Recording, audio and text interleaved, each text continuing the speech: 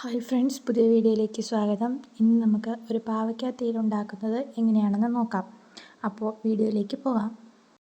ആദ്യം ഒരു ചട്ടി വെച്ച് എണ്ണ ഒഴിച്ച് തേങ്ങ വറുക്കാൻ തുടങ്ങുക. തേങ്ങ നല്ല കറുപ്പ് കളറാകുമ്പോൾ മുളക് പൊടിയും മല്ലിപ്പൊടിയും ചേർത്ത് നന്നായിട്ട് വറുക്കുക. അതിനുശേഷം അത് മാറ്റി ചട്ടിയിൽ എണ്ണ ഒഴിച്ച് കടുക് പൊട്ടിച്ച് ചെറിയുള്ളിയും വെളുത്തുള്ളിയും കറിവേപ്പിലയും ഇട്ട് നന്നായിട്ട് വഴറ്റിയെടുക്കുക. അത് നന്നായി വെന്ത് വരുമ്പോഴേക്കും പാവയ്ക്കായും പച്ചമുളകും കൂടി നമുക്കിട്ട് അതിലിട്ട് നന്നായിട്ട് വഴറ്റിയെടുക്കാം.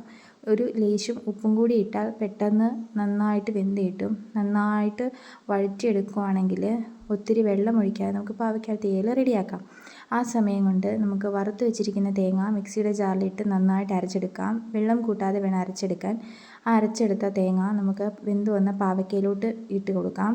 അതിനുശേഷം കുറച്ച് പുളി പിഴിഞ്ഞൊഴിക്കാം. പുളി പിഴിഞ്ഞൊഴിച്ചതിന് ശേഷം ഒന്ന് തിളപ്പിക്കുക.